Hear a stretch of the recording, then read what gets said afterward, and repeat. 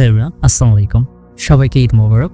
যারা ঢাকা থেকে গ্রামের উদ্দেশ্যে রওনা দিয়েছেন পরিবারের সঙ্গে ঈদ কাটাতে বা আত্মীয় স্বজনদের সঙ্গে ঈদ কাটাবেন, যে ঢাকা শহরের একটা যানজট প্লাস রাস্তাঘাটে একটা যানজট থাকে, এই যানজটগুলোর অতিক্রম করে একটা স্ট্রাগল করে পরিবারের সঙ্গে ঈদ ভাগাভাগি করতে যাচ্ছেন, আপনাদের যাত্রাটা শুভ হোক এবং আপনাদের ঈদটা ভালো হোক এই প্রত্যাশাটা আমি করি। তো ঘটনায় চলে যাই। আজকে যে ঘটনাটি শেয়ার করছি সেটি ঘটেছিল আরও অনেক বছর আগে, ময়মনসিংহের ভালুকা উপজেলার মাদিলা গ্রামে। সেখানে আমার নানার বাড়ি। আর ঘটনাগুলো আমার আম্মুর সঙ্গে ঘটেছিল। আম্মুর মুখ থেকে শোনা, আমি সেভাবে লিখছি। ঘটনা 1, আমার আম্মুর বয়স তখন 10 থেকে 12 হবে। তখন বাংলাদেশের সবার ঘরে টেলিভিশন ছিল না। দেখা যেত একটা গ্রামে বা পাড়ায় হাতে গোনা 2-4 জনের ঘরে টেলিভিশন থাকতো। সে যাই হোক, আমার আম্মুদের বাড়িতে টেলিভিশন ছিল, তাই আশেপাশের বাড়ির সবাই আসতো টেলিভিশন দেখতে, বিশেষ করে ছবি দেখতে। তখন আলিফ লায়লা অনুষ্ঠানটি খুব জনপ্রিয় ছিল। তো একদিন রাতে আম্মু বাথরুমে যাবে, তাই আমার ছোট মামাকে সঙ্গে করে নিয়ে যায়। আগের সময়ের বাথরুমগুলো বাড়ি থেকে কিছুটা দূরে হওয়ায় এবং রাত হওয়ায় আম্মু মামাকে সঙ্গে নেয় বাইরে পাহারা দেওয়ার জন্য। আম্মু একটি হারিকেন জ্বালিয়ে ভিতরে যায়। ওই সময় আবার আলিফ লায়লা অনুষ্ঠান শুরু হবে, তাই পাড়ার সব ছেলে পেলে দল বেঁধে আসছিল আম্মুদের বাড়িতে। মামা তখন তাদের দেখে তাদের সঙ্গে গিয়ে বসে পড়ে টেলিভিশন দেখতে। ওইদিকে আম্মু একা বাথরুমে ছিল। মামার মনেই ছিল না।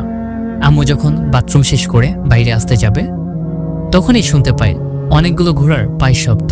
শব্দটা শুনে আম্মু অনেক অবাক হয় এবং ভয়ও পায়। তখন আম্মু ভিতর থেকে মামাকে ডাক দেয়, কিন্তু মামার কোনো সাড়া শব্দ ছিল না। আম্মু তখন অনেক ভয় পেয়ে যায়। ঠিক তখনই অনেকগুলো ঢিল আম্মুর সামনে পড়তে থাকে, কিন্তু কোনো ঢিল আম্মুর শরীর লাগে না, আশেপাশে পড়ে। আম্মু চিৎকার দিয়ে দৌড়ে বাড়িতে যায় আর অজ্ঞান হয়ে যায়। সেদিন সারা রাত আম্মুর গায়ে জ্বর থাকে। পরের দিন আম্মু নানাকে সব ঘটনা খুলে বললে নানা আম্মুকে একা কোথাও যেতে মানা করেন আর হালকা কিছু ঝাড়ফুঁক করে দেন। আমার নানা ছিলেন 1971 সালের একজন সফল মুক্তিযোদ্ধা এবং অত্যন্ত সুদর্শন ও সাহসী ব্যক্তি। ঘটনা 2, আমাদের নানা বাড়ির উঠানে একটা বিশাল বড় বড়ই গাছ ছিল। তো একদিন আম্মু রাতের ঘুম ভেঙে যায়। পানি খাওয়ার জন্য আম্মু বারান্দায় আসে। তখন দেখতে পাই তাদের এক প্রতিবেশীর কয়েকটি ছাগল বড়ই গাছের নিচে দাঁড়িয়ে আছে। জ্যোৎস্না রাত থাকায় ছাগলগুলোকে স্পষ্ট দেখা যাচ্ছিল। ছাগলগুলো আকারে বেশ বড়ই লাগছিল আর আম্মুর দিকে তাকিয়েছিল। হঠাৎ ছাগলগুলো বড়ি খাওয়া শুরু করলে আম্মু খুব রাগ হয় ওই প্রতিবেশীর ওপর, যে এত রাতে ছাগলগুলোকে বেঁধে না রেখে ছেড়ে দিয়েছে আর এখন অন্যের কাছে বড়ি খাচ্ছে। আম্মু ছাগলগুলোকে তাড়াতে যাবে ভেবে যেই দরজা খুলে বাইরে বেরোতেই গেল, অমনি নানা আম্মুর হাত ধরে ঘরে নিয়ে যায়। নানা কিভাবে যেন ঘুম ভেঙে যায় আর তখন আম্মুকে না দেখতে পেয়ে বারান্দায় যান।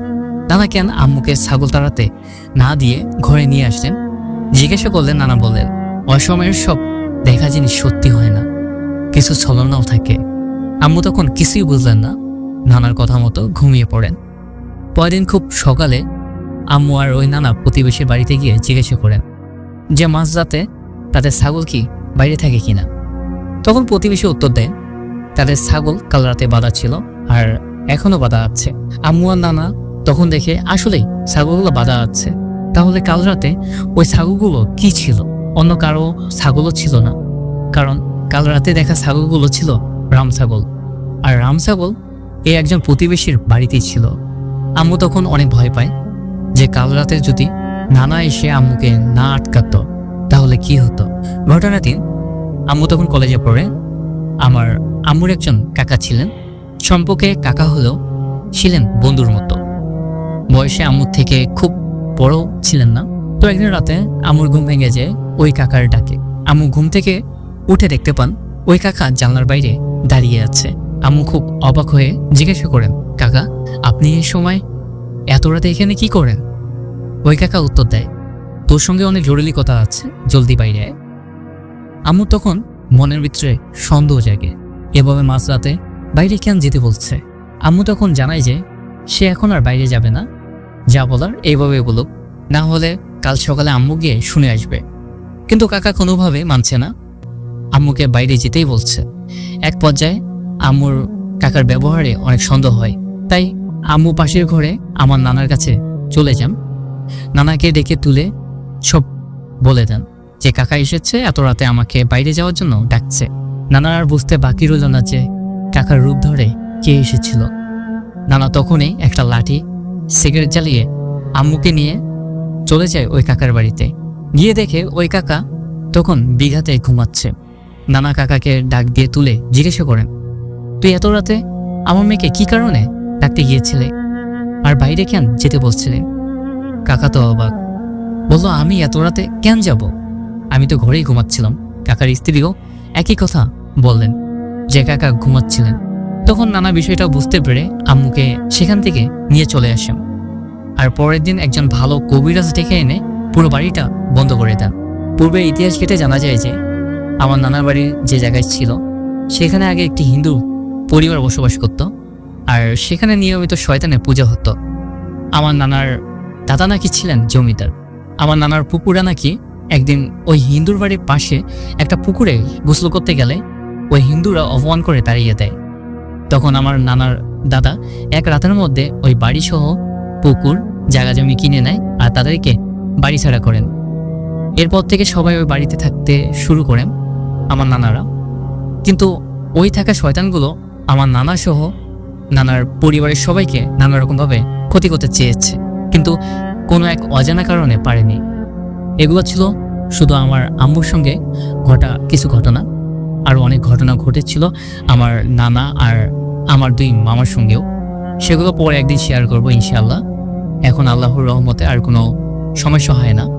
বিশ্বাস করবেন কিনা জানি না, তবে 2025-এ এসেও বহু বছর পুরনো ঘটনার রস পুরোপুরি কাটেনি। আমাদের নানা বাড়িতে এখনও যদি নতুন কেউ আসে, রাতে থাকে, তাহলে প্রথম রাতে তারও সঙ্গে কিছু না কিছু অস্বাভাবিক ঘটনা ঘটে। আমি কিছুদিন আগে আমার জামাই সহ আমার নানা বাড়িতে প্রথমবারের মতো বেড়াতে গিয়েছিলাম, আর এক রাত থেকেছিলাম।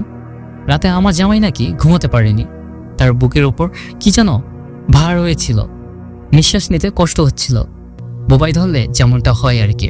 আমার মামাতো বোন তার জামাই নিয়ে যখন এসেছিলেন প্রথমবার, তখন তার সাথেও নাকি এমনটা হয়েছিল। এখন আর হয় না, যদিও আর কিছুদিনের মধ্যে পুরনো বাড়িটা ভেঙে ফেলা হবে, কারণ নতুন বাড়ির কাজ চলছে ওইখানে। কিন্তু পার্সোনালি আমার মনে হয় ওই বাড়ি আর জায়গার অভিশাপ কখনো শেষ হবে না। গাইস, এই বলে সিম্পাতি সরকার তার ঘটনাটি শেষ করেছেন। তার ঘটনাটি আপনাদের কেমন লাগলো অবশ্যই কমেন্টে জানাবেন। আর আমার মতে ঘটনাটি বেশ ভালোই লেগেছে। বিশ্বাস করা বা না করা সম্পূর্ণ এটা আপনাদের ব্যাপার। গাইস, আমার কাজ আপনাদেরকে এন্টারটেনমেন্ট করার, তাই আমি এন্টারটেনমেন্ট করছি। তো দেখা হচ্ছে সুন্দর একটি নতুন ঘটনায়। সবাই সুস্থ থাকবেন, ভালো থাকবেন। আল্লাহ হাফেজ।